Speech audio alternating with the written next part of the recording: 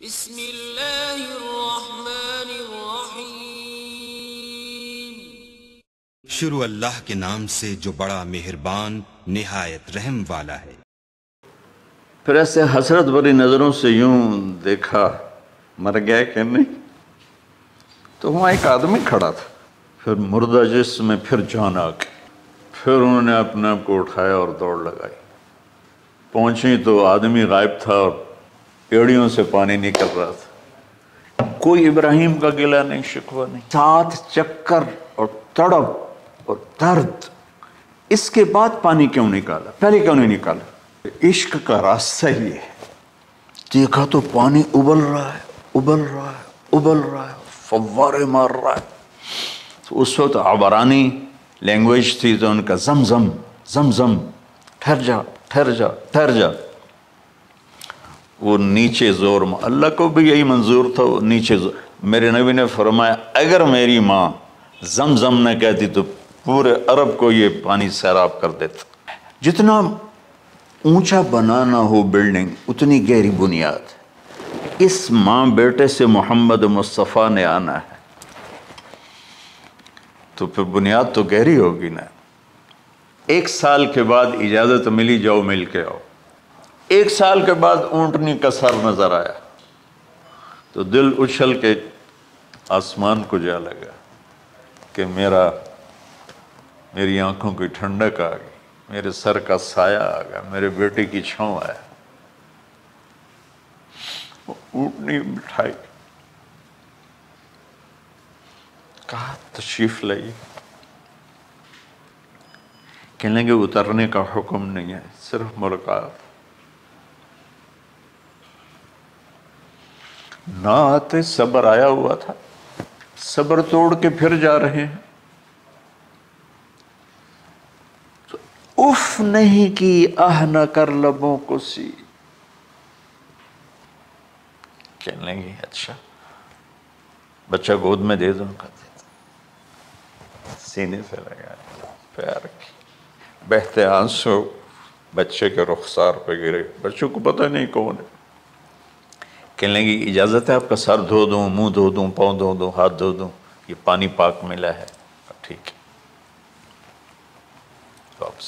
فلما بلغ معه السعی، بھاگنے دوڑنے لگا، دل میں اتر گیا، نظروں کو بھا گیا تو خواب آنے شروع ہوئے، قیمتی چیز قربان کرو۔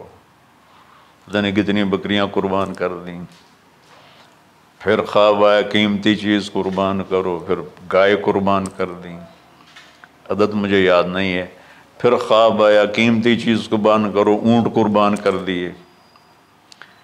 پھر خواب آیا قیمتی چیز قربان کرو تو پھر خیال آیا کہ یہ اسماعیل کی طرف اشارہ ہے۔ میں اس تصور میں جب ڈوبتا ہوں میں رونا شروع کر دیتا ہوں۔ اور یہ 92 سال کی ہستی بڑھاپے میں 1 مہینے کی اذیت برداشت کرتے ہوئے جا رہے ہیں کہ بیٹا ذبح کرنا ہے، بیٹا ذبح کرنا ہے، بیٹا ذبح کرنا ہے۔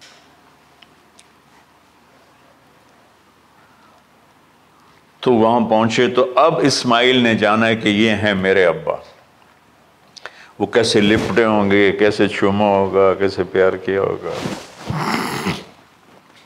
لیکن کہا کہ بچوں کو تیار کرو، میں اس کو سیر کرانے لے جا رہا ہوں۔ بڑی خوش ہوئی، ماں بھی بچہ بھی اچھل رہا ہے۔ اور لے کے پہنچے جمرہ کبریٰ پر، وہ جو شیطان کو 3 جگہ مارتے ہیں تو آخری جگہ وہاں اس وقت ایک تنگ سی جگہ تھی پہاڑوں میں گھری ہوئی، وہاں پہنچے۔ یا بنیا انی، کوئی شک شبہ والی بات، ارا فی المنام انی اذبحک، میں نے تمہیں ذبح کرنا ہی ہے، انی میں نے تمہیں ذبح کرنا ہے۔ فانظر ماذا تری، تیری رائے کیا ہے؟ قربان جاؤں اس ماں پہ جس نے 7-8 سال کے کو کیا ترتیب، کیا تربیت دی۔ یا ابت افعل ما تؤمر، ابا جی، بابا جی آپ کریں نا، دیر کیوں کر رہے ہیں؟ ستجدنی انشاء اللہ من الصابرین، آپ دیکھیں گے میں آپ کی آزمائش پہ پورا اتروں گا اور اللہ کی آزمائش پر بھی پورا اتروں گا۔ پھر معصوم ذہن ادھر چلا گیا ماں کی طرف، کہنے لگے ہاں یہ بات تو ہے کہ میری ماں کو بڑی تکلیف ہوگی، تو اس لیے نا اپنا کرتا اتارا، کہا بابا جی یہ کرتا آپ میری ماں کو دے دیں، وہ جب مجھے یاد کرے گی میرا کرتا دیکھ لے، اور آپ نے مجھے یہیں دفن کرنا ہے، ادھر نہیں لے جانا، اور آپ بھی احتیاط کریں مجھے الٹا لٹائیں، طلّہ للجبین، میرا سر زمین پہ لگائیں، گردن نہیں، تاکہ آپ کو تکلیف نہ ہو مجھے دیکھ کر۔ جیسے ابراہیم علیہ السلام کا تصور کر کے میری چیخیں نکل کہ انہوں نے جب ان کی کمر پہ گوڈا رکھا ہوگا یوں کر کے، ہاتھ باندھے پاؤں باندھے اور سر کے بال یوں اٹھا کے یہاں لائے ہوں گے سر کو، اور چھری یہاں رکھی ہوگی، کیا کیفیت ہو؟ تو یوں آسمان کو دیکھ کر کہ یا اللہ کیا تم مجھ سے ناراض ہو گیا کہ میرے دل میں اسماعیل زیادہ اتر گیا ہے؟ یا اللہ ایسا کبھی نہیں ہے، یا اللہ یہ میرا کوئی امتحان تو لے رہا ہے، یا اللہ تیرے پر سب کچھ قربان ہے، اور یوں چلائی، اور اللہ تعالیٰ نے چھری کی کیا حیثیت ہے، اس نے چلنے سے انکار کر دیا، پھر چلائی، پھر چلائی۔